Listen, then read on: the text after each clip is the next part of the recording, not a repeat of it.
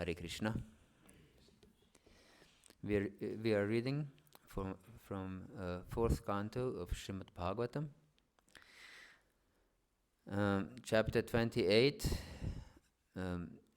titled Puranjana becomes a woman in the next life. Text 8. Atmanam kanyaya grastam panchalan aridushitan duranta chintam appanno nalibe tat pratikriyam atmanam himself kanyaya by kalakanya grastam being embraced panchala aridushitan infected by the enemies duranta insurmountable chintam anxiety apanaha having obtained na not lebe achieved tat of that pratikriyam counteraction. Translation and purport by His Divine Grace Srila Prabhupada. When King Puranjana saw that all his family members, relatives, followers, servants, secretaries, and everyone else had turned against him, he certainly became very anxious. But he could not counteract the situation because he was thoroughly overwhelmed by Kalakanya. Purport. When a person becomes weak from the attack of old age, the family members, servants, and secretaries do not care for him. He is then unable to counteract this. Thus he becomes more and more anxious and laments his frightful condition. Again, the translation of the verse. When King Puranjana saw that all his family members, relatives, followers, servants, secretaries, and everyone else had turned against him, he certainly became very anxious. But he could not counteract this situation because he was thoroughly overwhelmed by Kalakanya. Hare Krishna. So, in this chapter, we follow the story that Narada Muni told great king Prachini Barhishat. When Narada Muni met Prachini Barhishat, maybe you remember because I believe that was read before, not the one lecture before, but a few chapters before. Narada Muni met King Prachini Barhishat and asked him, why do you perform so many religious activities with desire to be happy, but you don't do anything to become rid of misery and to achieve the real goal of life, real happiness? And the king, of course, was astonished and humbly asked Narada Muni how he can get rid of his predicament, how to get free from misery and to achieve happiness. And then Narada Muni told King Prachini Barhishat the story of King Puranjan. Yes, and this is quite a prominent story. It goes through many chapters of Srimad Bhagavatam. And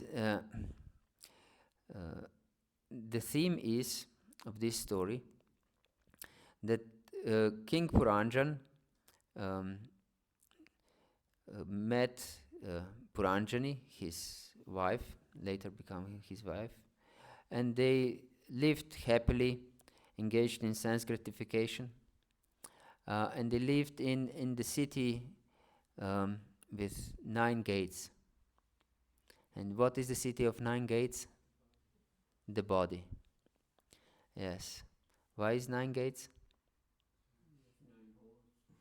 Yes. The senses. Yes. The karmendriya and jnanendriya. The knowledge acquiring senses and the senses for performing work. Yes. So this is the body is the city of 9 gates, because in fact the body is just that matter. We should understand this, but usually living entity do not understand this, that the body is just that matter. We don't ever die because we are eternal living entity, as Krishna says in 2nd chapter of Bhagavad-Gita, na jayate mriyate vakadarshin nayam bhutva bhavita vana bhuya arjo nityakshashatoyam purano na hanyate hanyamani shariri. The soul never gets born and never dies. It wasn't come. It didn't come into being. It's not coming into being, and it will not come into being. It's all. It's eternal, and it's everlasting, and it's not killed when the body is killed. So the soul is eternal, never dies, and the body is always dead.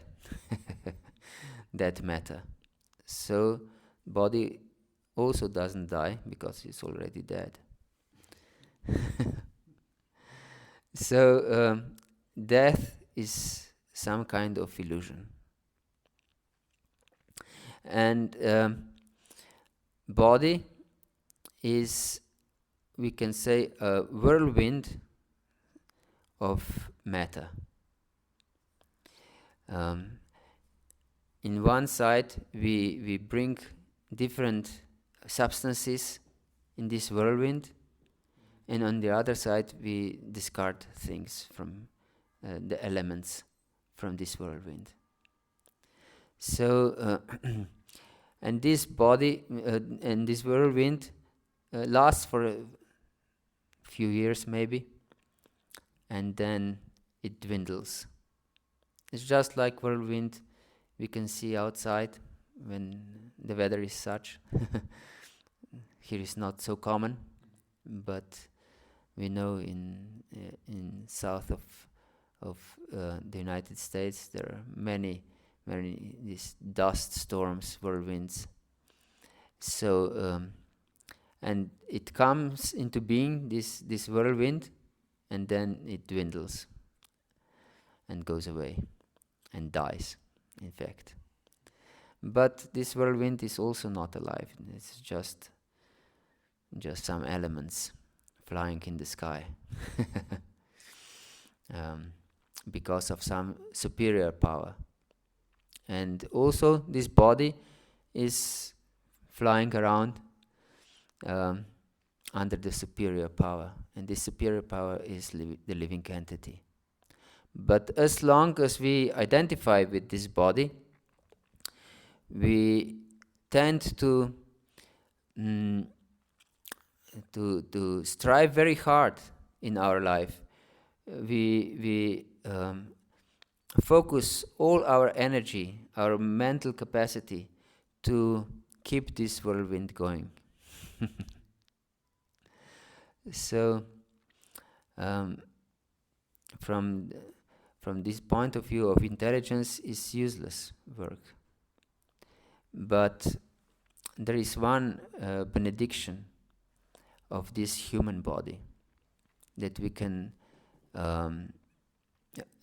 we can know the avigyata.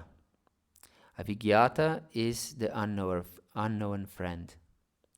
Because Narada Muni, when he began his story to Prachini Barhishat, he said that King Puranjana, he was telling a story about King Puranjana, that King Puranjana had an unknown friend, and this is called avigyata. Gyata is something known, avigyata is something unknown. So we all have unknown friend in our heart. This is the Lord. And you shall see in this chapter later on that when King Puranjan died, he was absorbed in thoughts of his wife, Puranjani. So in his next life, he became a woman, princess. So, and he, of course, got married as princess, and then her husband died later on. They went to the forest, and her husband died, and she wanted to jump into fire to be burnt with the body of her husband. And then the Brahmana came and reminded her that he is her unknown friend, and that she shouldn't commit this act of sati, of throwing herself in the fire, thinking of her husband, because in next life, what would happen? Yes, she will become a man again. And this is just like, how do you say in English? I know, do you know what is Ringelspiel? That goes around and around. In some park, of play park, you sit on the merry-go-round. Yes, merry-go-round. What's the German word for this? You're not Germans? You are German? Yeah. But you don't know how this is called in German? Merry-go-round. That's okay. I'm coming from Slovenia, and we have some words. Of course, it's not official words from German, because we live close to Austria, and we call this merry-go-round Ringelspiel. This is from German, of course, but you haven't heard about it. Okay.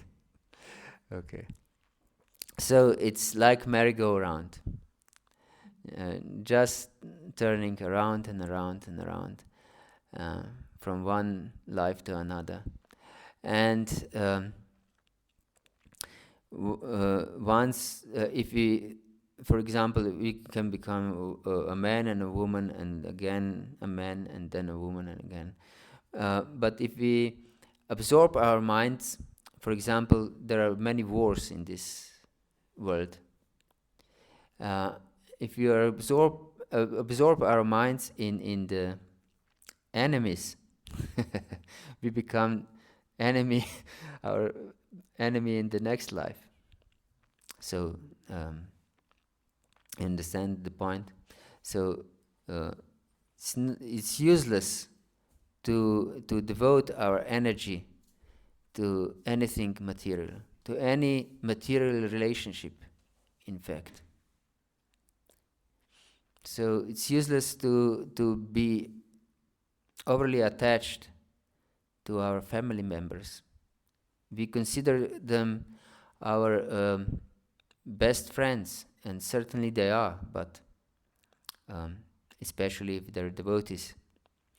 But even though Kunti's children were devotees, she prayed to the Lord. Ata Vishaya, what's the verse? I forgot. That she asked the Lord to remove her affection, sneha pasham. Pasham means robe. Please remove this sneha pasham, robe of affection, to my children, Pandavas and Vrishnis, who were all pure devotees of the Lord. Atavishvesha Vishvatman. Sneha Pasham Idam Chindi. Chindi means sever this robe, cut this robe. Dridam Pandushu Vrishnishu. Dridam means very hard rope, very strong rope of affection. And she said, Tvayi menanya vishaya matir madhubu sati sakrit. Ratim udvahatada goge vangam idamvati. That my affection should flow only towards you and to nothing else. So our relatives and friends, if they can help us to turn to Krishna, they're our friends. But if they distract us from turning to Krishna, they're our enemies, in fact. So here the verse says, when King Puranjan saw that all his family members, relatives, followers, servants, secretaries, and everyone else had turned against him, he certainly became very anxious. But he could not counteract the situation because he was thoroughly overwhelmed by Kalakanya. Yes, Kala means what? Time. And Kanya? Daughter. Yes, daughter. So Kalakanya is the daughter of time. And what does she represent? Old age. Yes, old age. So he was embraced by old age. And so he became weak. He couldn't do anything. He was powerful king, but now when his strength was lost, everyone turned against him. So the old age and other calamities in our life help us, in fact, to turn to Krishna. So we should welcome them. And that was also the prayer of Queen Kunti. Yes, that when the calamities come, she can turn to Krishna, and Krishna comes. Yes, so these calamities are in fact conducive for us to turn to Krishna.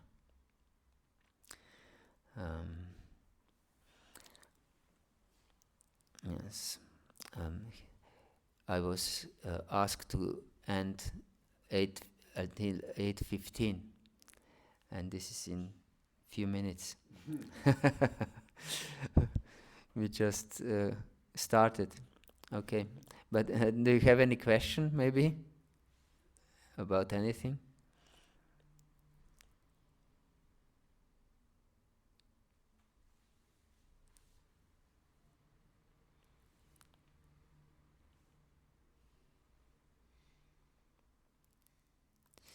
So the point is that when we see after this event that this Brahmana came to this lady which King Puranjan became later on. This is very significant also, because we, by those who study the Shastra, the scripture, like Brahmanas, we receive spiritual knowledge. And Krishna says in 4th chapter of Bhagavad-Gita that nothing in this world is so beneficial than spiritual knowledge. Yes. So spiritual knowledge is our dearest friend because it comes from Krishna. Yes. Krishna Katha. Krishna Katha is therefore very important, and Shastra always gives a lot of stress to Krishna Katha. And these are, of course, Srimad Bhagavatam and Bhagavad Gita, the words of Krishna and the words about Krishna, stories about Krishna and stories about his devotees. So Chaitanya Charitamrita also is counted in this category. Yes. So I would like to ask you to devote yourself to Krishna Katha. To devote yourself to Krishna Katha. To listen and to read. Yes. Take your time for this. And you'll be blessed. Okay? Is there anything else you'd like to discuss?